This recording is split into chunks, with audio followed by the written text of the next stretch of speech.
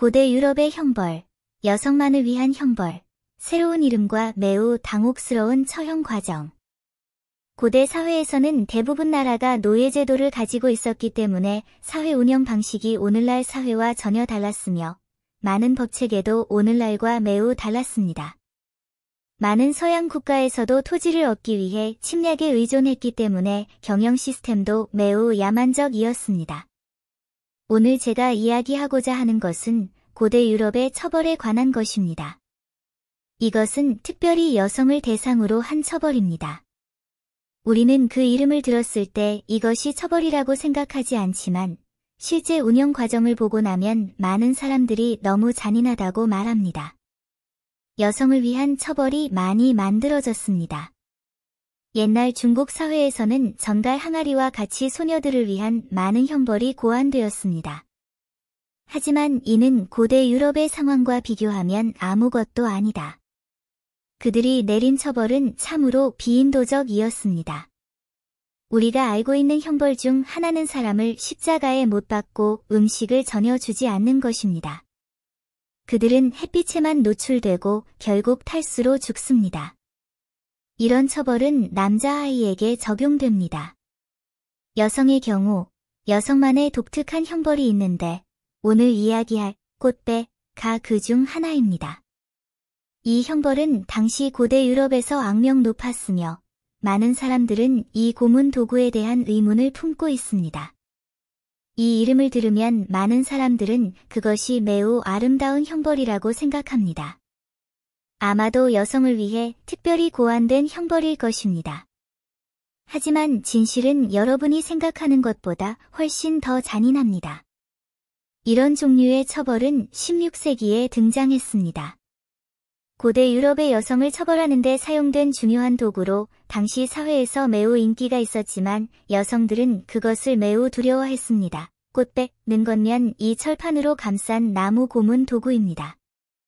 꽃잎은 보통 4개입니다.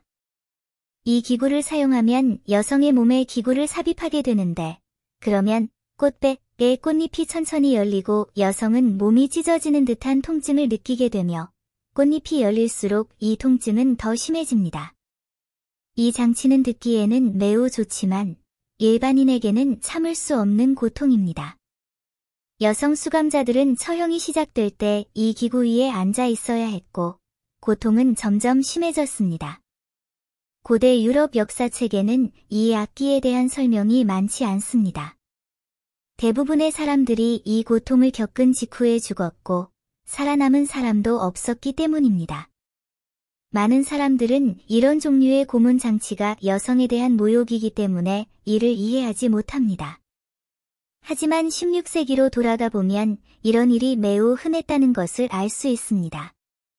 사실 그 당시 많은 나라는 남성 5월, 여성 열등의 시대였고 당시의 현행 법률은 전혀 설득력이 없었습니다. 유럽에는 우리에게 잔인하지 않게 들릴지 모르지만 사실 가장 고문스러운 처벌이 많이 있습니다. 예를 들어 워터보딩. 이름에 물이라는 단어가 들어있다고 해서 그것이 아주 가벼운 처벌이라고 생각하지 마세요. 만약 당신이 그런 생각을 가지고 있다면 당신은 완전히 틀렸습니다. 처형된 여성들은 의자에 묶여 물이 가득 찬 수영장이나 큰 통에 던져졌습니다. 먼저 죄수가 물속에서 필사적으로 발버둥 치게 한 다음 그를 끌어내고 그가 자백을 거부하면 자백할 때까지 계속 물에 던져 넣거나 심지어는 익사하게 합니다. 마녀의 의자라고 불리는 형벌도 있는데 이는 주로 수감자를 신문할 때 사용됩니다. 죄수는 벌거벗고 모든 사지가 묶일 것이다. 그러면 죄수는 못이 가득 박힌 의자에 앉아 자백을 강요받게 됩니다. 사실 중국에도 이와 비슷한 고문 도구가 있는데 바로 나무 당나귀 타기입니다. 이는 누구나 아는 형벌이며 고대 브릴리언트 그룹의 가장 효과적인 형벌이기도 합니다. 첫 번째 단계는 모든 여성의 옷을 벗기고 나무 당나귀에 태우는 것입니다. 나무 당나귀의 중앙에는 두꺼운 막대기가 꽂혀 있습니다. 여성이 그 위에 앉으면 막대기가 여성의 하체에서 배까지 뻗어 몸속에서 앞뒤로 흔들리고 여성의 비명과 피가 몸에서 흘러나옵니다. 게다가 여성 수감자들의 저항을 막기 위해 그들의 발을 당나귀 옆구리에 못으로 박고 거리를 행진시키며 대중에게 보여주었는데 부러진 짐을 사용하여 길을 터뜨렸습니다. 이런 형벌은 고대 중국 여성에 대한 형벌의 하이라이트였으며 사람들로 하여금 여성인 것을 후회하게 만들었습니다. 오늘날과 비교해보면 고대 사회는 봉건 사회였습니다. 소위 모두를 위한 평등은 존재하지 않았고 절대적인 공정성도 존재하지 않았습니다. 중국에서는 다른 나라들처럼 황제가 사회 전체의 왕이었습니다. 그는 사람의 생사를 결정할 수 있었습니다. 사회적 안정 역시 황제의 결정에 달려 있었습니다. 많은 고문은 황제의 허가를 받아서만 실행되었습니다. 고대 유럽의 이 고문 도구는 우리에게 비교적 즐거운 형벌처럼 들릴지 모르지만 사실 그 고통의 정도는 대부분의 사람들의 상상을 초월합니다. 그러므로 우리는 자유롭고 평등한 사회에 태어난 것을 감사해야 할 것입니다. 위의 내용은 고대 유럽의 형벌 중 하나로 오늘날에도 여전히 참을 수 없는 수준이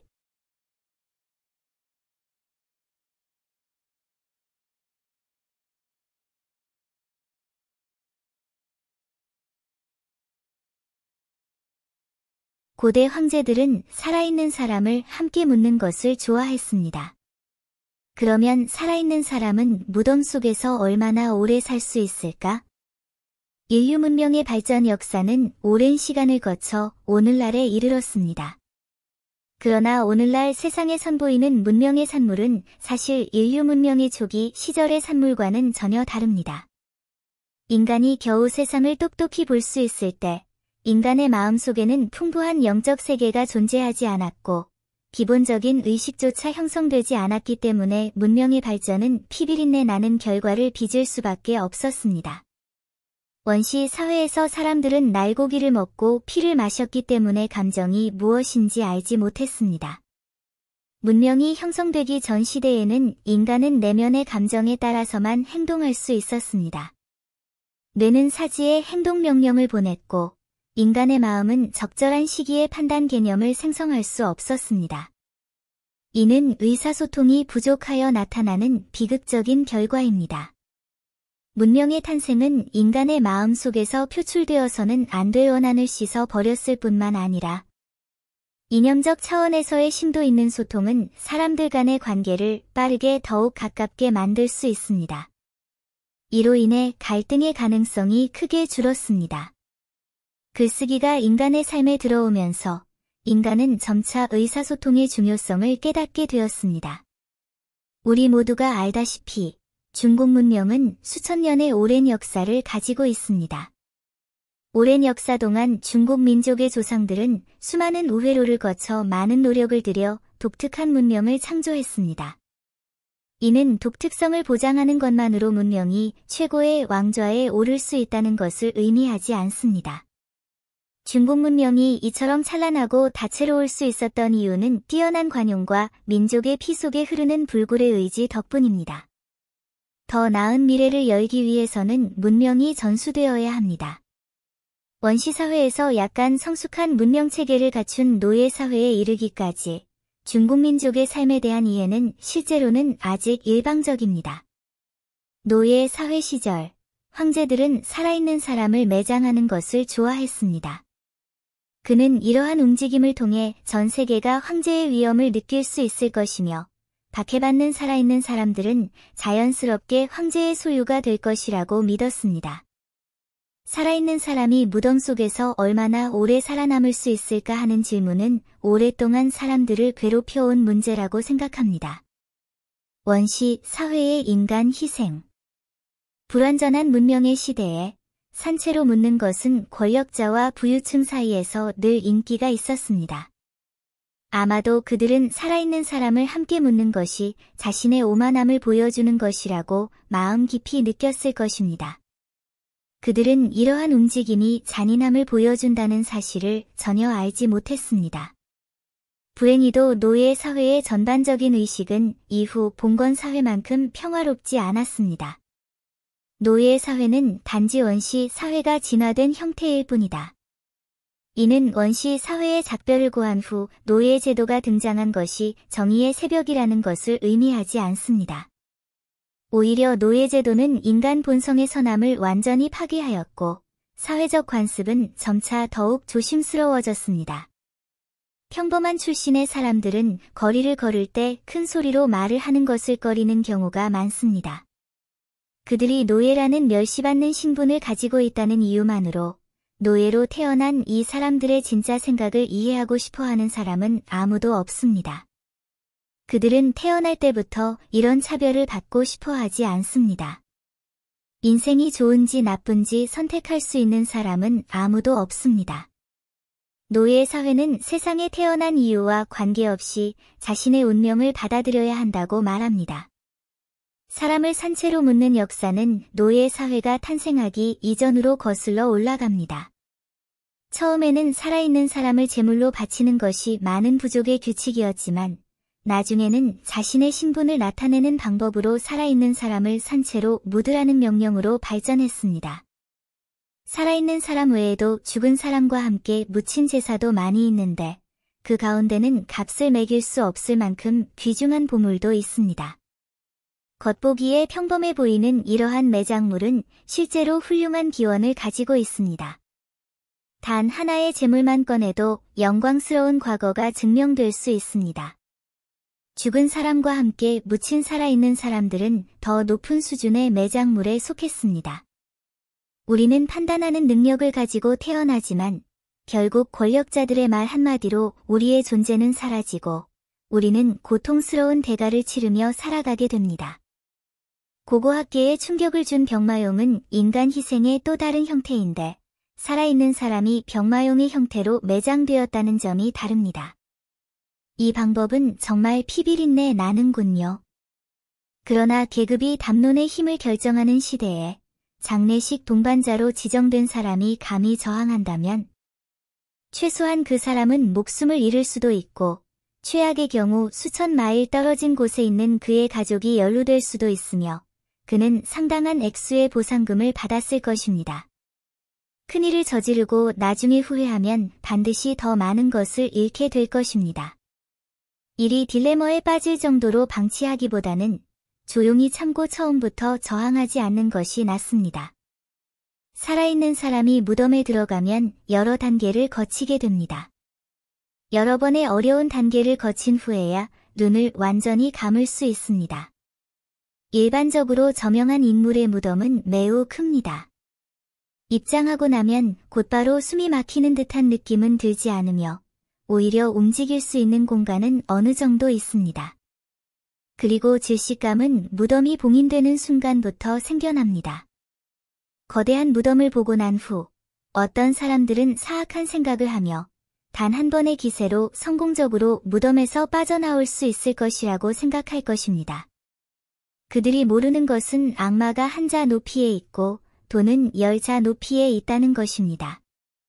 밀폐된 환경에서는 사람들이 산소 공급을 받지 못하는 일이 쉽게 발생합니다.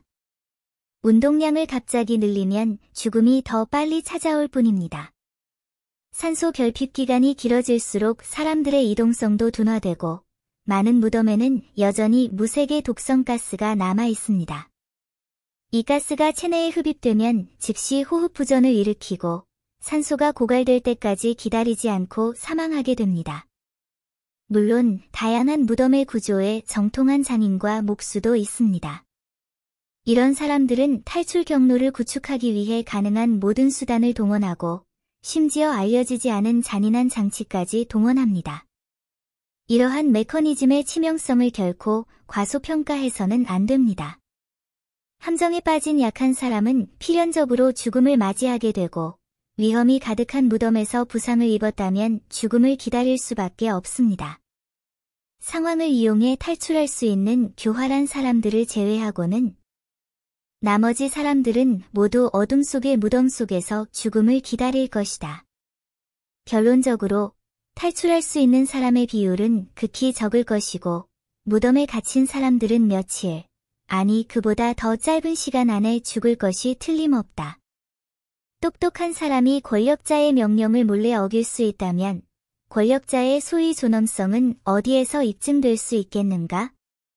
이는 고인과 함께 묻힌 사람들은 다시는 햇빛을 볼 기회가 없다는 것을 의미합니다. 사람들은 자신의 운명을 선택할 수 있는 능력 없이 태어나며 삶과 죽음을 지배할 힘이 없습니다. 평생 억압된 삶을 사는 것은 정말 무서운 일입니다. 나쁜 습관은 물려져서는 안 되며 모든 생명은 존중받을 가치가 있습니다. 부자와 권력자들은 인간의 삶을 경멸한다. 살아남기 위해 사람들은 자신의 의지에 반하는 일을 하도록 강요받을 수도 있지만 이는 권력자들이 인간의 삶을 함부로 경멸해도 된다는 변명이 되어서는 안 됩니다. 노예제도는 인간 본성의 가장 나쁜 면을 그대로 드러내며 인간 본성에서 비롯되는 사악함은 끔찍합니다. 그들은 친척 앞에서는 얌전히 지내지만 낯선 사람에게는 무모하게 행동합니다. 봉건 사회가 안정되자 사람들은 점차 생명을 존중하는 것의 중요성을 깨닫게 되었습니다. 인간은 언제나 승자의 위치를 차지할 수는 없으며 살아있는 사람을 묻는 것과 같은 나쁜 습관을 버려야 합니다. 그렇지 않으면 인류 문명은 반드시 퇴보할 것이고 우리 조상들이 수천 년 동안 이룬 모든 노력이 무너질 것입니다. 문명은 엄격한 규율과 질서를 전제로 해야 합니다. 그렇지 않으면 소위 찬란한 문명도 아무도 기꺼이 따르지 않을 테니 의미가 없을 것입니다. 인생이 어렵게 다가온다는 사실을 깨달을 때에만 우리는 운명을 진정으로 존중할 수 있으며 그렇게 하는 것은 우리 자신의 삶을 소중히 여기는 것과 같습니다.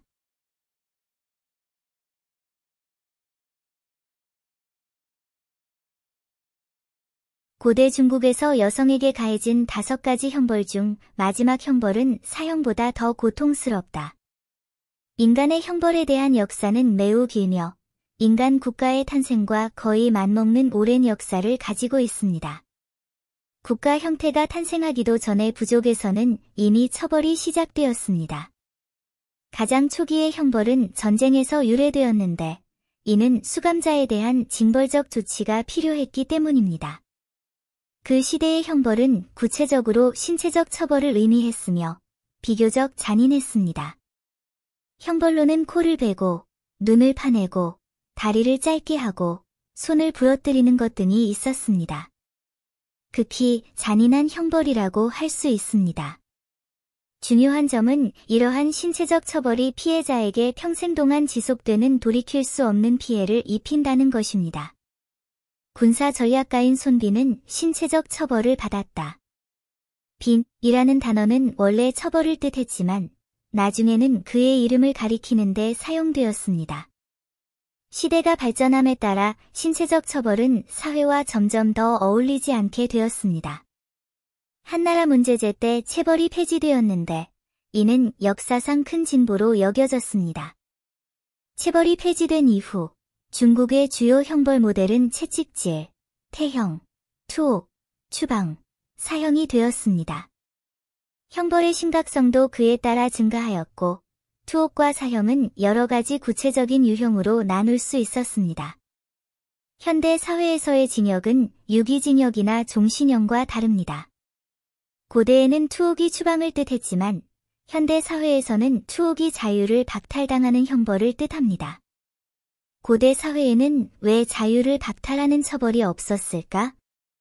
가장 큰 이유는 고대 사회의 사람들에게 자유가 거의 없었고 대부분 사람들이 기본적으로 자기 땅의 반경 내에 고정되어 있었기 때문입니다. 그러므로 권리를 박탈하는 형벌을 제정하는 것은 고대인들에게는 큰 억제 효과가 없었거나 전혀 억제 효과가 없었습니다. 농사를 짓는 사람들 중에는 먹을 것이 없는 경우가 많았습니다. 만약 당신이 감옥에 갇혀 있다면 감옥 밖보다 생존 가능성이 더 높을 수도 있습니다. 이는 주로 고대의 하층 농부들의 삶이 매우 힘들었기 때문입니다. 고대에는 일반적인 5가지 형벌 외에 여성을 위한 5가지 형벌이 있었습니다. 이는 주로 남성과 여성 간의 차이 때문이었습니다. 여성을 위한 처벌을 설계할 때는 굴욕과 처벌을 결합하는 등 특별한 수단을 사용하곤 했습니다. 고대에는 여성의 지위가 낮았고 대부분의 경우 여성이 법을 어길 가능성은 실제로 비교적 낮았습니다. 여성 범죄자가 있었던 이유는 주로 그들이 연루되었기 때문이며 특히 부유한 가문, 왕자, 귀족들이 그랬습니다. 그들이 법을 어긴 후에는 그 집안의 여성들이 대개 불행해졌습니다. 첫 번째는 코를 잘라내고 이름을 문신으로 새긴 다음 군 캠프에서 쌀을 찢는 등의 중노동을 하도록 강요하는 것이었습니다. 군 수용소로 보내져 중노동을 하게 된 사람들은 비교적 부유한 것으로 여겨졌지만 일부는 직접 군 매춘부로 이용되기도 했습니다. 주원장과 주디의 재위 기간에는 공덕 있는 관리들이 대규모로 학살당했습니다. 일부 범죄자들의 아내와 딸들은 재산을 몰수당한 뒤 그들을 모욕할 목적으로 의도적으로 수용소 매춘부로 끌려갔습니다. 이는 순전히 굴욕적인 처벌이었다고 할 수 있다. 두 번째 형벌은 젠, 형벌로 흔히 손가락 꼬집기로 알려져 있습니다. 우리는 종종 이런 종류의 처벌을 TV 드라마에서 봅니다. 고문 도구는 밧줄로 연결된 작은 나무 막대기 여러 개로 구성되어 있습니다. 여성을 고문할 때 사형 집행인은 고문 도구로 그녀의 손가락을 묶고 밧줄을 팽팽하게 당겨 자백을 강요했습니다. 여성은 더욱 연약하기 때문에 손가락을 꼬집는 것은 매우 고통스러운 처벌이 될 수 있기 때문일 수 있습니다. 많은 여성 수감자들은 고문을 견디지 못하고 결국 자백을 강요당합니다. 세 번째 유형은 흔히 매질이라고 알려진 제국의 매질입니다. 남송 시대 이래로 여성에 대한 윤리와 도덕이 점점 더 엄격해졌고 매질은 더욱 굴욕적인 처벌이 되었습니다.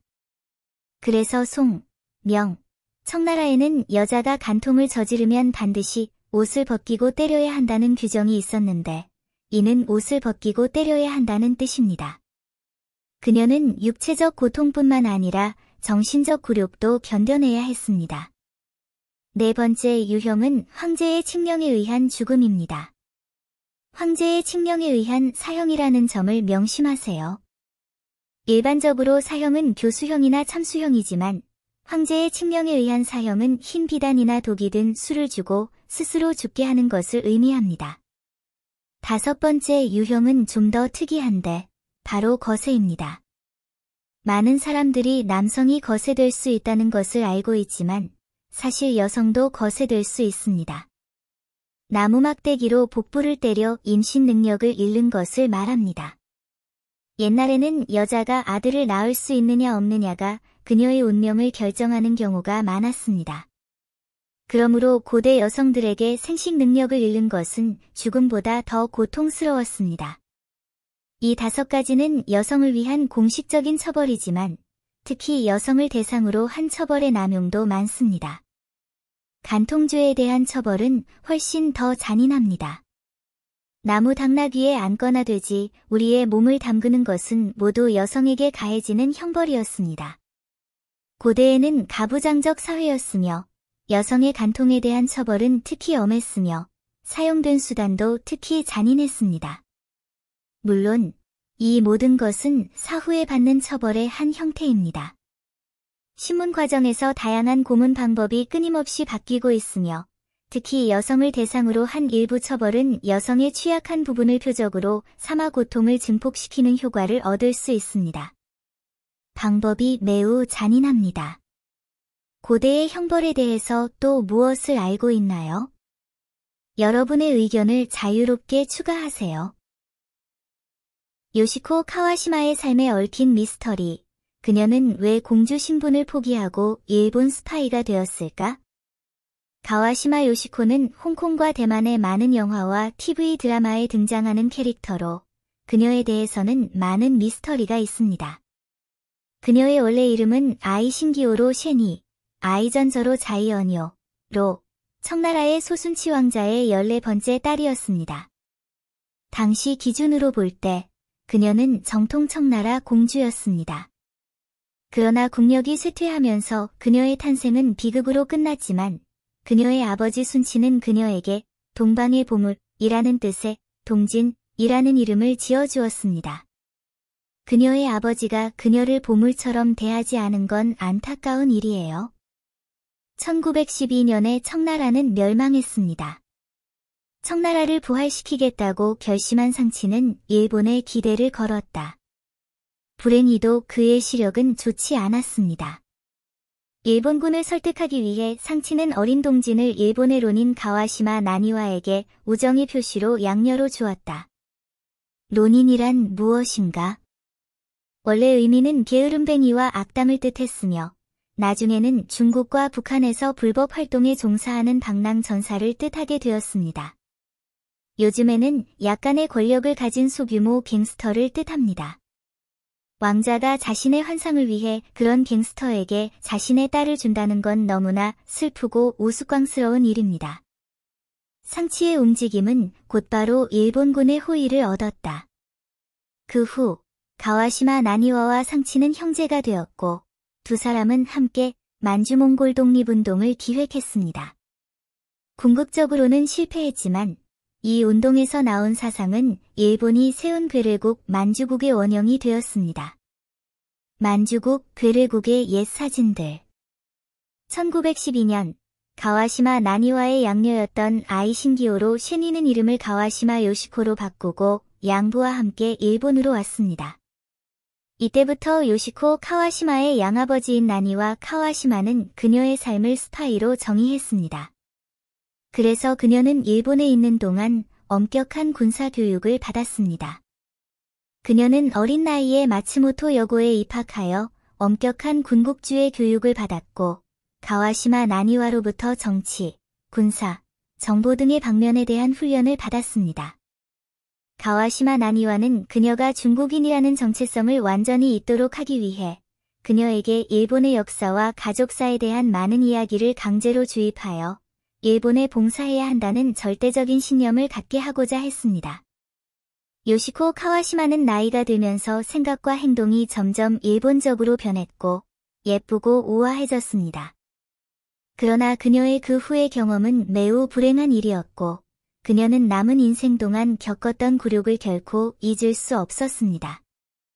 양아버지는 양딸이 점점 더 예뻐지는 것을 보고 결국 욕망을 억누를 수 없게 되어 자신이 수행승으로 키운 양딸을 차지하려고 했습니다. 가와시마 나니와는 요시코를 첩으로 삼고 싶어 했습니다. 그러나 이때 가와시마 나니와의 나이는 60에 가까웠고 나이 차이와 양부양녀 관계로 인해 첩을 맞이한다는 생각은 무산되었다. 하지만 그의 마음속에 억압된 욕망은 그의 양아버지에게 요시코 카와시마를 강간하게 만들었다. 그 해 요시코 카와시마는 17세의 아름다운 소녀였습니다. 그녀는 오빠에게 도움을 요청하기로 했지만 가와시마 나니와의 양아들인 오빠는 여동생을 위해 나서지 못하고 그녀에게 조용히 있으라고 조언했습니다. 극도로 비탄에 빠진 요시코 카와시마는 자신의 메모에 1913년 10월 6일 나는 여성들을 영원히 제거했다 라고 불평했다. 다음 날 그녀는 일본 식빵을 머리에 쓰고 밑단에 꽃이 달린 기모노를 입었습니다.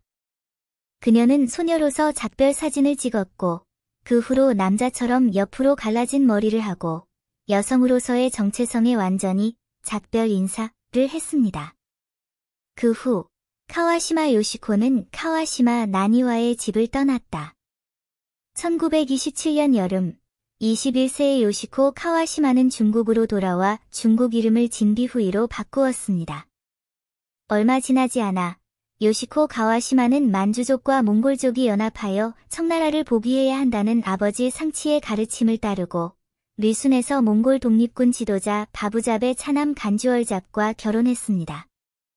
요시코 카와시마의 내면적 트라우마는 결혼으로 조금이나마 달래질 수 있을 것이라 생각했지만 그녀의 마음은 복수심과 청나라의 유산으로 가득 차 있었습니다. 게다가 그녀는 남편에 대한 감정적 기반이 전혀 없었습니다. 불과 3년 후, 괴짜이고 어수룩한 요시코 카와시마는 탈영을 결정하고 일본 관동군에 접근했습니다. 1931년 일본군은 이를 기회로 중국 침략을 감행하였고, 일본은 요시코 가와시마를 간첩 활동에 파견하였다. 그녀는 황구둔 사건, 9.18 사건, 완용 이송 등 주요 비밀작전에 참여하였고 중국과 세계에 충격을 준 1.28 사건을 직접 지휘하였습니다. 그녀는 일본 정보기관의 꼴이 되었고 다나카 다카요시, 도이하라 겐지 등 일본 정보기관 수장들로부터 높은 평가를 받았습니다. 1945년 일본군은 패배하고 항복하였고 만주국은 그 후 파괴되었으며 청나라 황실의 부흥 꿈은 완전히 산산이 조각났습니다. 같은 해 10월, 가와시마 요시코는 베이징 동시구조 후통에 있는 자신의 사저에서 군사정보국 요원 장페이지에게 체포되어 반역죄로 기소되었습니다. 1948년 3월 25일, 자살 유서를 쓴 후, 요시코 가와시마는 이른 아침 베이징 제1감옥에서 총살형에 처해졌습니다. 그녀는 41세였습니다. 일부 학자들은 가와시마 요시코에 대해 다음과 같이 논평했습니다. 요시코 카와시마의 삶은 증오스럽고 부끄러웠지만 동시에 비극적이고 불쌍하기도 했습니다. 그녀를 영원히 국가적 수치의 기둥에 못 박은 죄는 그녀의 험난하고 불행한 어린 시절에서 비롯되었습니다. 그녀의 가문 왕조는 그녀가 태어난 직후에 끝났고 중화민국 초기에 체결된 황실에 대한 특혜 협정은 곧 파기되었으며 푸이가 이끄는 황실은 베이징에서 완전히 쫓겨났습니다. 가와시마 요시코는 이러한 민족적 증오와 가족 간의 불화라는 환경 속에서 태어나고 자랐으며 일본 군국주의 교육을 받았습니다. 개인적인 감정 측면에서 보면 그는 삶 속에서 불행을 겪었고 결국 적을 아버지로 인식하고 적과 공범이 되는 길로 들어섰으며 돌이킬 수 없었습니다. 어떤 경우이든 요시코 카와시마의 인생은 의심할 여지 없이 비극적이었습니다.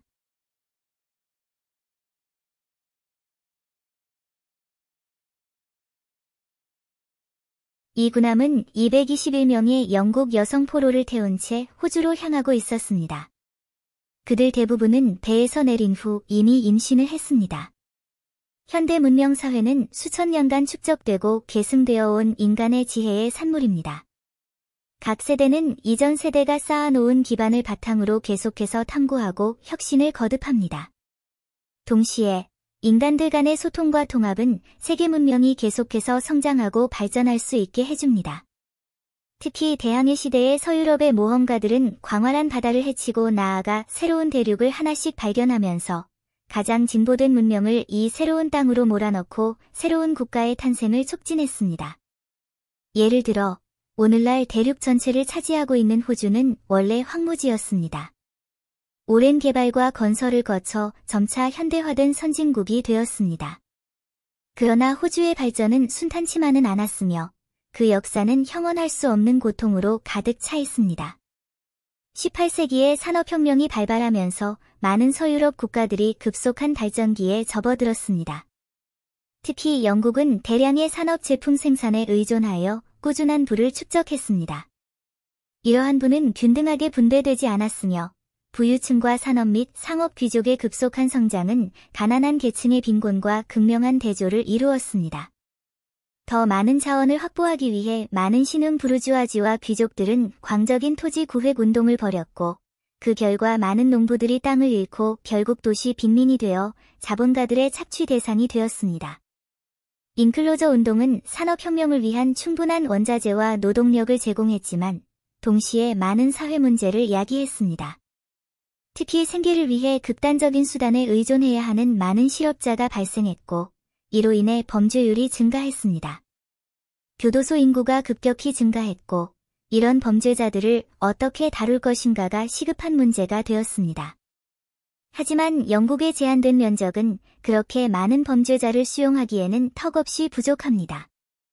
다행히도 아메리카 대륙이 발견되고 새로운 식민지가 건설되면서 영국은 마침내 범죄자들을 수용할 새로운 장소를 찾았고 북아메리카 식민지는 최초의 범죄 정착지가 되었습니다. 이러한 재정착 정책은 수십 년 동안 지속되었지만 미국 독립전쟁이 발발하면서 재정착 문제가 다시 화제가 되었습니다. 영국은 아프리카에 대규모 식민지를 가지고 있었지만 기후 조건이 매우 열악하여 처음에 그곳으로 이송된 수감자 중 상당수가 전염병으로 죽었고, 결국 영국은 범죄자들을 아프리카로 보내는 것을 포기했습니다. 그래서 관심은 호주로 옮겨갔습니다. 대륙은 건조하고, 덥고, 황무하고, 사람이 살기에 적합하지 않았지만, 북동쪽 해안은 비교적 온화한 기후를 가지고 있어 범죄자들의 추방지 역할을 하거나 새로운 식민지 건설을 위한 노동력을 제공할 수 있었습니다. 1787년, 포로로 구성된 함대가 영국에서 출항하여 몇 달간 항해한 후 1788년 1월 26일 오늘날의 시드니만에 도착했습니다. 이 날은 훗날 호주의 국경일이 되었습니다. 이들 수감자들은 호주의 발전의 선구자였지만 그들이 겪은 힘든 여정과 도착 후 겪은 곤경은 가슴 아픈 일입니다. 함대는 총 736명의 포로를 태웠다. 몇 달간의 항해 동안 48명이 사망했습니다. 사망률은 낮아 보일지 몰라도 당시에는 매우 운이 좋은 것으로 여겨졌습니다. 이 48명 중 대부분이 남성 수감자이고 40명이 남자, 3명이 어린이, 단 5명만이 여자이며 모두 노년 여성이라는 점이 언급할 가치가 있습니다. 여성 수감자의 사망률이 상대적으로 낮은 이유는 무엇인가? 그 당시 장거리 해상 항해는 매우 힘든 일이었습니다. 특히 죄수나 노예를 태운 배의 경우 공간이 비좁고 식량이 부족하며 공기가 탁한 환경에서는 폐혈증과 전염병이 쉽게 발생할 수 있었습니다. 여성 수감자들은 살아남기 위해 종종 몸을 바치는 대가로 승무원이나 경비원에게 호의를 구해야 합니다. 이로 인해 여성 수감자의 사망률은 남성 수감자보다 훨씬 낮아졌습니다. 그러나 호주에 도착한 후 이 수감자들은 생존의 문제뿐만 아니라 이 낯선 땅에 어떻게 뿌리를 내릴 것인가 하는 과제에 직면하게 되었습니다. 그들이 선택한 땅은 기후가 온화하고 토양이 비옥해 상태가 좋았지만 대부분의 수감자는 농업 경험이 부족해 토지를 효율적으로 사용하지 못했습니다. 더 많은 수감자가 도착함에 따라 식량 문제는 더욱 심각해졌습니다. 마침내 첫 번째 총독 필립은 영국 정부의 도움을 요청했고 영국 정부는 호주 식민지에 식량을 공급하고 경험이 풍부한 농부들을 파견하면서 점차 식량 부족 문제가 해결되었습니다. 그러나 식량 문제가 해결되자 새로운 사회 문제가 생겨났습니다. 수감자들 사이의 갈등은 계속해서 심화되고 있으며 폭력적인 사건도 자주 발생합니다. 중요한 이유 중 하나는 수감자 중의 여성이 매우 적다는 것입니다. 수천 명의 수감자 중 여성은 200명도 안 되므로 일부 남성 수감자는 폭력에 의존하고 심지어는 에너지를 발산하기 위해 현지 원주민 여성과 충돌하기도 합니다. 성비를 맞추기 위해 영국 정부는 더 많은 여성 수감자들을 호주로 보내기 시작했습니다.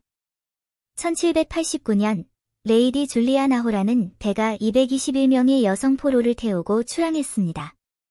대부분이 젊은 여성이었고 많은 수가 전직 매춘부였으며 일부는 절도나 다른 범죄로 체포된 사람들이었습니다. 배 안의 생활 환경은 매우 열악했습니다. 승무원들은 젊고 아름다운 여성 수감자들을 임시 파트너로 선택했고 이 여성 수감자들은 승무원의 보호를 받는 대가로 자신의 몸을 사용했습니다. 항해 중의 선원들은 아프리카 항구에 들렀고 여성 수감자들은 그 시간을 이용해 돈을 벌었고 수입의 대부분은 선원들의 주머니로 들어갔습니다. 이러한 상황에도 불구하고 시드니에 도착한 후 사망한 여성은 5명에 불과했지만 대부분은 임신 중이었습니다. 수년간의 개발 끝에 호주의 여성 인구가 급증했습니다. 단 몇 년 만에 호주의 여성 인구는 24,000명에 달했습니다. 그러나 남성 수감자의 수에 비하면 여성 수감자의 수는 여전히 소수이다. 이 문제를 해결하기 위해 식민지 당국은 일련의 조치를 시행했는데 특히 남성과 여성 수감자의 결혼을 장려했습니다. 특별한 의식을 통해 남자 수감자들은 여자 수감자들과 결혼하고 자유를 누릴 수 있다. 이 조치는 성불균형 문제를 효과적으로 완화합니다. 시간이 흐르면서 호주 사회는 점차 안정되었고 식민지 건설도 점차 효과를 거두었으며 특히 축산업이 눈부신 발전을 이루었습니다. 영국은 2차 산업혁명의 영향으로 1856년에 호주에 죄수들을 보내는 것을 중단했지만 당시 호주는 이미 충분한 정착 인구를 보유하고 있었고 부와 기회를 찾아 정착하고 발전할 수 있는 많은 유럽 이민자들을 유치했습니다. 오늘날 호주는 완전히 새로운 사회적 전망을 가지고 있습니다. 초기 개척자들의 대부분이 영국에서 포로로 잡혀온 사람들의 후손이었지만 어려운 상황에서도 굴하지 않고 용감하게 운명에 저항한 바로 그 포로들이 호주의 근대화를 위한 토대를 마련했습니다. 그들의 용기와 모험심은 이 대륙의 번영과 발전을 가져왔습니다. 청나라의 가난한 사람들이 결혼을 하지 못하면 어떻게 가문의 대를 이을 수 있었을까? 그들의 접근 방식은 비윤리적이다. 고대에는 사람들이 가난한 사람들의 삶 때문에 소외되는 경우가 많았는데 특히 청나라 시대의 사람들은 더욱 그랬습니다. 그 사회 구조와 가치관은 모든 사람의 운명을 굳건히 묶어줍니다. 그러나 사회의 최하위에 있는 가난한 사람들의 상황은 더욱 어렵습니다. 빈곤 속에서 사는 이들은 생존의 어려움에 직면할 뿐만 아니라 결혼에 따른 책임과 의무를 감당할 수 없어 가계를 이어가는데도 어려움을 겪습니다. 이런 딜레마에 직면하면 그들은 윤리적 개념과 충돌할 수 있음에도 불구하고 생각을 자극하는 방법을 찾아야만 합니다. 청나라 시대에는 사회적 위계가 엄격했고 계층이 확립되었습니다. 빈부격차는 이미 정해져 있는 듯하며 이로 인해 가난한 사람들이 적합한 배우자를 찾고 가문의 대를 잇는 것이 어려워진다. 봉건 사회에서는 결혼이 개인 간의 문제일 뿐만 아니라 가족과 사회의 책임이기도 했습니다. 그러므로 가난한 사람들이 결혼할 수 없다는 문제는 특히 어려워진다. 물질적 조건의 차이이든 사회적 지위의 차이이든 가난한 사람들은 사회에서 소외될 위험에 직면해 있습니다.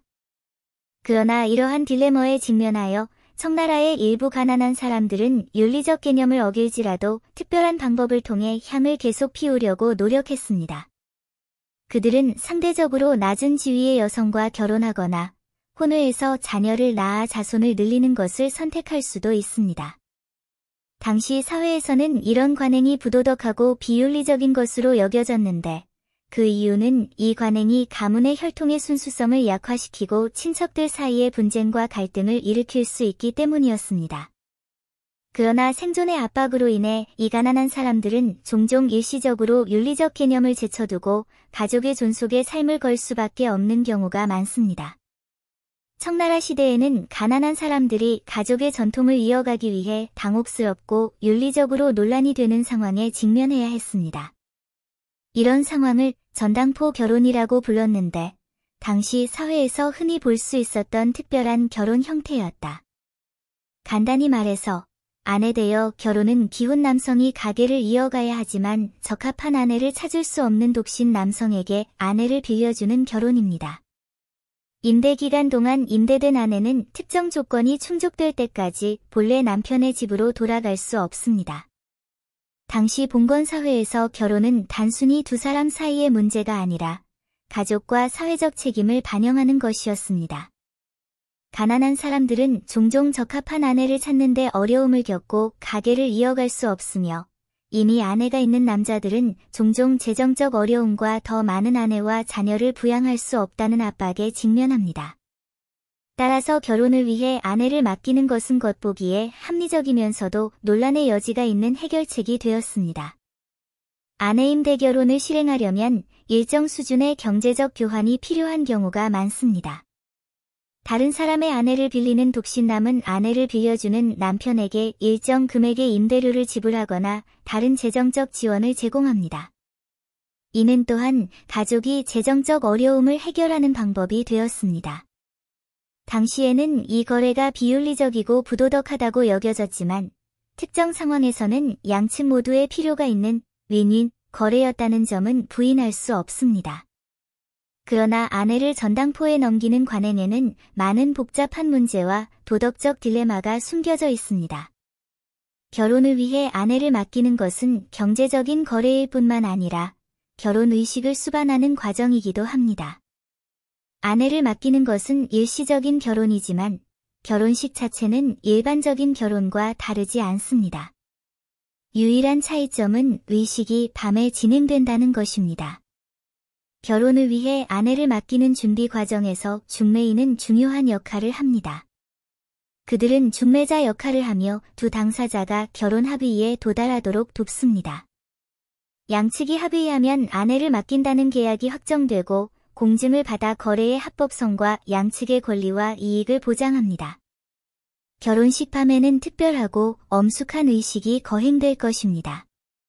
전당된 여자는 가마를 타고 가장 좋은 옷을 입고 전당업자의 집으로 갔습니다. 온 가족이 결혼식의 이 중요한 순간을 지켜보게 될 것입니다. 연회가 준비되고 향과 촛불이 깜박이며 전체 의식에 엄숙하고 신성한 분위기가 더해집니다. 이 특별한 밤에 전당업자와 전당된 여자는 잔을 교환하고 홀에서 예배를 드리고 결혼 반지를 교환하는 등 전통적인 결혼식을 거행합니다.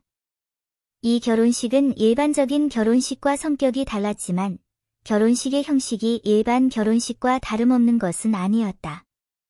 두 사람은 결혼이라는 이름으로 서로의 인생에 들어오며 그 기간은 불과 몇 년일 수도 있고 심지어 10년 이상일 수도 있지만 이 기간 동안 그들은 서로에게 결혼 생활에 따른 책임과 의무를 지게 됩니다. 하지만 아내를 맡긴다는 의식은 엄숙한 의식이기는 하지만 맡긴다는 것은 여성의 무력감과 마음의 고통을 감추는 행위이기도 합니다. 그들은 가족을 떠나 낯선 사람들과 함께 살아야 했습니다. 화려한 장식과 활기찬 분위기의 의식은 사람들에게 축제적인 느낌을 주지만 그 이면의 현실은 종종 슬픈 경우가 많습니다. 아내를 맡긴다는 관습이 있는 일부 남부 지역에서는 공식적인 결혼식을 치르는 것 외에도 맡긴 여자는 가족의 조상사당을 방문하여 조상을 만나는 의식을 거행해야 합니다. 이 의식은 맡겨진 여성에 대한 존경심에서 행해진 것이 아니라 그녀가 미래에 낳을 아이들이 가족과 사회에서 합법적으로 인정받도록 하기 위해 행해졌습니다. 이 의식은 담보처가 낳은 아이들이 가족의 합법적 상속자로 간주되어 조상의 축복과 인정을 받을 수 있도록 보장하기 위해 거행됩니다. 전당 잡힌 여성들은 조상에 대한 존경심을 표하고 축복을 받기를 바라는 마음으로 가문의 조상 사당 앞에 머리를 조아리고 절을 했습니다. 이런 식으로 그들의 자녀는 가부장적 제도 속에서 합법적인 지위를 얻을 수 있고 부정적인 사회적 차별과 배제를 겪지 않을 것입니다. 하지만 아내를 맡긴다는 것의 현실은 종종 잔인하고 무자비합니다. 담보 제공 기간 동안 여성은 담보 제공자의 성적 욕망을 충족시키고 가문의 대를 잇는 데 필요한 일을 해야 할 뿐만 아니라 많은 중노동을 해야 했습니다. 그들은 존엄성과 인권의 보호를 받지 못하는 대상이나 도구로 여겨진다. 학대와 굴욕이 빈번하게 발생하는데 불평할 곳이 없어 침묵 속에 참아낼 수밖에 없습니다. 임대 기간이 만료되자 그 여자는 본래 남편의 집으로 돌아가서 친인척과 헤어져야 했고 끝없는 고통과 괴로움에 시달렸습니다. 이러한 이별은 어머니와 아이에게 큰 정서적 상처를 입혔을 뿐만 아니라 여성의 마음에도 오랫동안 지속되는 트라우마를 안겨주었습니다. 전당업자의 결혼 형태는 한나라 시대로 거슬러 올라간다. 이러한 형태는 주로 빈곤으로 인해 생계를 유지할 수 없는 가난한 사람들에게서 발생합니다. 그러나 시간이 흐르면서 당나라와 송나라 시대의 아내를 맡긴 방식에 약간의 변화가 있었습니다. 더 이상 가난한 사람들이 아내와 딸을 파는 것에만 국한되지 않았고 일부 가난한 아이들도 이 방법을 채택하기 시작했습니다. 그들은 곤경에 처해 재정적으로 어려움을 겪을 때 첩을 매운 꿀이나 다른 부유한 가족에게 맡겨 재정적 지원을 받았습니다. 그들이 돌아와 부와 지위를 회복하면 이 전당 잡힌 아내들을 되찾을 것입니다. 또한 막대한 빚을 지고 있어서 극단적인 조치를 취해야 하는 사람들도 있는데 빚을 갚기 위해 아내와 딸을 채권자에게 노예로 넘기기도 합니다. 이런 경우 아내와 딸은 자유와 존엄성을 박탈당하는 고통을 견뎌야 하며 채권자의 소유물이 되기도 합니다. 이러한 변화는 당나라와 송나라 시대의 아내 되어 결혼 제도가 얼마나 복잡하고 잔인했는지를 보여줍니다. 이는 단순히 빈곤으로 인한 거래 형태가 아니라 권력층의 자녀 문제나 부채 문제 등도 연루되어 있습니다. 가난한 사람이든 부유한 사람이든 아내를 팔아넘기는 것은 여성의 권리를 침해하는 일입니다. 그것은 그들을 거래의 대상이자 재산으로 취급하며 그들의 개성과 자유를 박탈합니다. 당나라와 송나라 시대에는 결혼을 위해 아내를 맡겼던 관행이 청나라 때의 임대 관행과는 달랐습니다. 그 당시 아내를 맡긴다는 것은 가계를 잇기 위해 결혼할 수 없는 독신 남성에게 아내를 임대하는 것이 아니라 빚을 갚거나 재산과 교환할 대상으로 여성을 대하는 것을 의미했습니다. 그러나 아내를 전당포에 넘기는 나쁜 풍습은 청나라 시대의 절정에 달했습니다. 수년간의 전쟁으로 인해 인구가 크게 감소했고 생존자들은 극심한 빈곤에 빠졌습니다. 이 시기에는 아내를 팔고 딸을 파는 일이 흔했습니다. 이 문제를 해결하기 위해 청나라 정부는 관련 법률을 제정하여 이 현상이 발생하는 것을 억제하고 금지했습니다. 그러나 흥미로운 점은 청나라의 법률은 개인이 아내나 딸을 담보로 맡기는 계약을 맺는 것을 금지했을 뿐, 가난한 가족이 아내나 딸을 다른 사람에게 노동자로 맡기는 것을 금지하지 않았다는 것입니다. 이는 실제로 결혼을 위해 아내를 팔아넘기는 민속 관습을 묵인하는 것입니다. 이후 청나라에서는 아내를 전당포에 맡기는 현상이 모든 계층으로 퍼졌습니다. 결혼할 여유가 없는 독신자들만이 가계를 잇기 위해 아내를 빌릴 뿐만 아니라 1년 내내 여행을 다니는 많은 사업가들도 아내와 자녀를 데려올 수 없어 일시적인 필요를 채우기 위해 다른 사람의 아내와 딸을 빌리곤 했습니다. 이런 사업가들에게 아내를 맡기는 것은 가족을 부양하는 걱정 없이 일에만 집중할 수 있는 일시적인 해결책이 됩니다. 하지만 여성을 거래 대상으로 삼는 아내를 전당포에 넘기는 이런 관습은 의심할 여지 없이 여성의 존엄성과 권리를 침해하는 것입니다. 담보로 잡힌 여성과 아내, 딸 모두 엄청난 신체적, 정신적 압박과 박탈을 겪었습니다. 이러한 현상의 존재는 사회적 불의와 빈곤으로 인해 인간 본성이 왜곡되었음을 드러낸다. 봉건 사회에서 아내 대여 결혼의 등장은 당시의 인권 문제와 밀접한 관련이 있었습니다. 봉건 시대에는 남성은 주로 황제의 권력, 신의 권력, 시족의 권력이라는 세 가지 권력에 의해 제한을 받았고, 여성은 남편의 권력이라는 추가적인 권력을 지녀야 했습니다. 이러한 계층적 사회에서 여성의 지위와 존엄성은 거의 완전히 박탈당했습니다. 남성이 우월하고 여성이 열등하다는 전통적인 개념은 고대 사회에서 항상 존재해왔으며, 이로 인해 여자 아기가 익사하는 현상이 발생했습니다. 당시 고위 관리들은 많은 아내와 첩을 두었고, 혼인 중매의 불균형으로 인해 많은 남자들이 정상적인 경로를 통해 적합한 아내를 찾는 데 어려움을 겪었습니다. 봉건 사회에서는 가계를 남자나 가족에게 계승하는 것이 중요하다는 것은 자명한 사실입니다. 가난하든 부유하든 봉건 사회에서 더 나은 입지를 얻으려면 자손을 남겨야 합니다. 결혼할 경제적 능력이 없는 사람들은 가계를 잇는 목표를 달성하기 위해 다른 방법을 생각하기 시작했고, 아내를 전당포에 맡기는 관행이 생겨났습니다. 역대 통치자들이 법 제도를 통해 이 나쁜 관습에 개입하려고 노력했지만, 아내를 전당포에 넘기는 관행은 봉건 사회의 토양에 뿌리를 내렸습니다. 단순히 법률 조항에만 의존해서는 이러한 나쁜 습관을 효과적으로 금지할 수 없습니다. 봉건 시대의 제국의 권력은 농촌 지역까지 미치지 못했고, 그 결과 조정에서 법률을 공포하더라도 명목상일 뿐인 경우가 많았습니다. 이러한 현상은 봉건 사회의 법체계의 한계와 인권의 결여를 잘 보여줍니다. 여성은 거래의 대상으로 취급되고 스스로 선택할 권리를 잃는 반면, 남성은 결혼을 권력과 상속의 한 형태로 여긴다. 이러한 불평등과 박탈은 봉건 사회의 인권 문제의 축소판입니다. 결혼을 위해 아내를 팔아넘기는 고대 관습을 되돌아보면 그 이면에 깊이 자리 잡은 이유는 봉건 사회의 생산성 저하와 가부장적 이익에 대한 요구였음을 알 수 있습니다. 이러한 제도 하에서 담보로 잡힌 여성들은 상품처럼 거래되고 유통되었으며 그들의 감정과 인권은 무시되고 박탈당했습니다. 그러나 현대 사회는 봉건 시대의 족쇄에서 벗어났으며 이런 오랜 관습은 오래전에 사라졌습니다. 오늘날 사회에서는 모든 사람이 진정한 자유와 평등을 누리고 있으며 남성과 여성의 지위와 권리는 보편적으로 인정되고 보호됩니다. 여성은 더 이상 남성의 부속물로 여겨지지 않고 남성과 나란히 걸으며 더 나은 미래를 함께 만들어갑니다.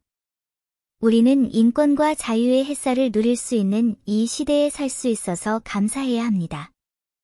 동시에 우리는 역사의 교훈을 인식하고 현재의 성과를 소중히 여기며 더욱 평등하고 포용적인 사회를 위해 노력해야 합니다.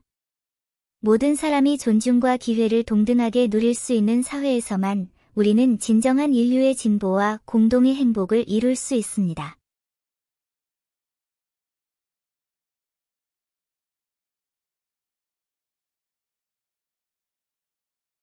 스핑크스, 조각상 아래의 비밀방에 정말로 세상의 종말에 대한 중요한 정보가 숨겨져 있을까?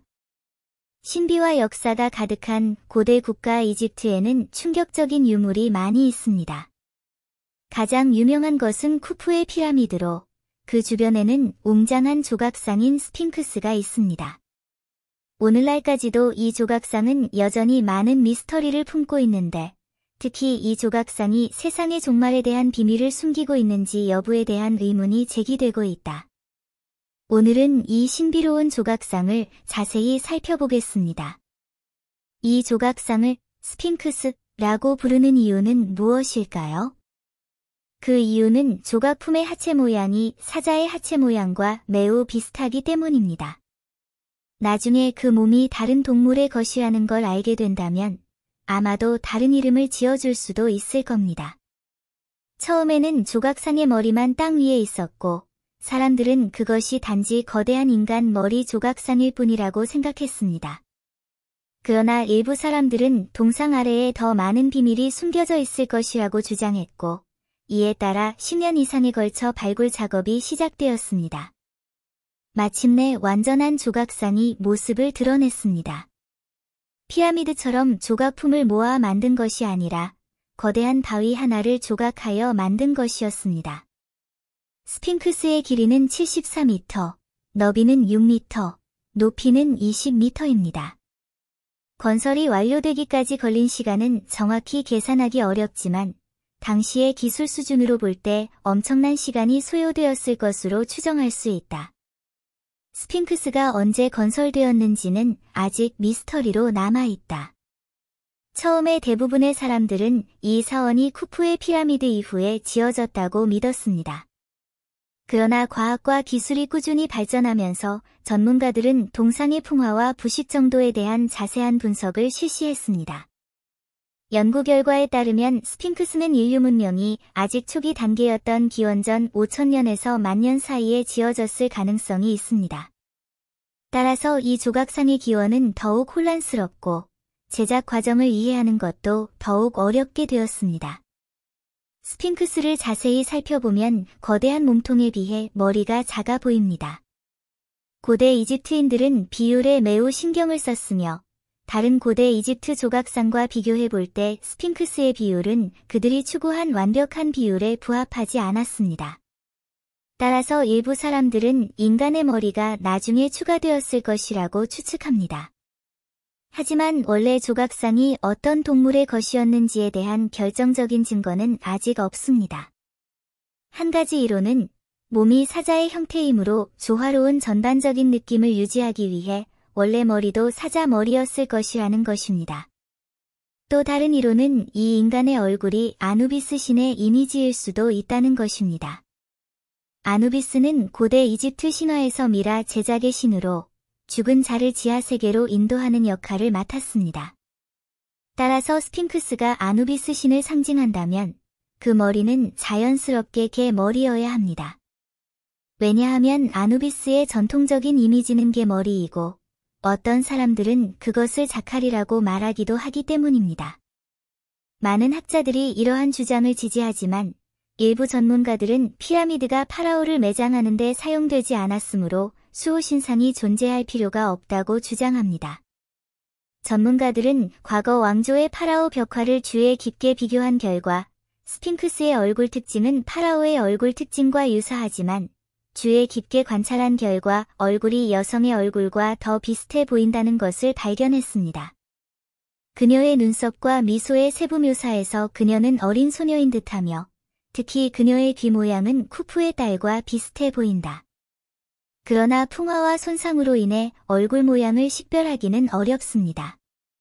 나폴레옹이 이집트를 정복했을 때 대포로 스핑크스의 코를 파괴했다는 속담이 있지만 과학적 연구에 따르면 나폴레옹보다 먼저 코가 사라진 것으로 나타났습니다. 고대 이집트인들은 이진 대립의 개념을 믿었기 때문에 많은 조각상과 물체가 종종 쌍으로 존재했습니다. 사실 동쪽을 향하고 있는 스핑크스 하나와 서쪽을 향하고 있는 스핑크스 두 마리를 묘사한 벽화가 있었습니다. 실제로 발견된 스핑크스는 현재 동쪽을 향하고 있으며 스핑크스 바로 앞에는 스핑크스 두 마리가 새겨진 돌판이 있습니다. 그럼 다른 동상은 어디에 있나요? 이집트 정부는 이전에 다른 도시에서도 비슷한 조각상이 발견되었지만 현재의 스핑크스로부터 멀리 떨어져 있다고 밝혔습니다. 따라서 일부 학자들은 스핑크스가 특정 파라오의 무덤뿐만 아니라 이집트 전체 국민을 보호하는 데 사용될 수도 있다고 믿고 있습니다. 일본의 요시무라 교수는 전자파 스캐닝 기술을 사용하여 스핑크스를 조사한 적이 있는데 그 결과 동상 아래에 비밀방이 2개 있는 것으로 나타났습니다. 이에 여러 나라가 비밀방에 대한 추가 발굴을 요청했지만 이집트 정부는 이를 거부했습니다. 스핑크스는 이집트의 종교적 신앙과 밀접한 관련이 있기 때문입니다. 일부 종교 문서에 따르면 조각상 아래에 2개의 신성한 돌이 숨겨져 있으며 이 두 돌이 빛을 낼 수 있다는 소문이 있습니다. 이스라엘 국기의 모양은 이 두 돌의 모양과 비슷합니다. 성경에는 해리포터에 나오는 마법사의 돌과 비슷한 철학자의 돌의 존재도 언급되어 있습니다. 전설에 따르면 이 괴물이 다시 나타나면 세상의 종말을 뜻한다고 합니다. 일부 사람들은 이 돌의 출현이 새로운 세기의 시작과 낡은 세기의 종말을 상징한다고 믿지만 일부 보수적인 학자들은 스핑크스의 비밀이 밝혀진다면 세상의 종말이 올 것이라고 굳게 믿고 있습니다. 이전에 러시아 화성소녀는 스핑크스가 열리면 세상이 현대를 넘어선 첨단 기술을 포함한 전례 없는 변화를 맞이하게 될 것이라고 예언했는데 이는 새로운 시대의 시작과도 같다. 2004년에 파키스탄의 어떤 사람들이 동굴에서 스핑크스와 비슷한 조각상을 발견했다고 주장한 적이 있는데 자세히 살펴보니 몇 가지 유사점이 있는 것으로 밝혀졌습니다. 나사가 촬영한 화성 사진에도 비슷한 물체가 있는데 물체 뒤에 피라미드 모양의 구조물이 있습니다. 이번 발견으로 화성에도 비슷한 스핑크스가 있을 것이라는 추측이 더욱 힘을 얻었다. 스핑크스가 정말로 새로운 시대를 상징하는 보물을 숨기고 있다고 생각하시나요? 만약 여러분도 이 주제에 관심이 있으시다면 댓글 섹션에서 다른 사람들과 토론해보세요. 오늘은 여기까지입니다. 다음에 또 뵙겠습니다.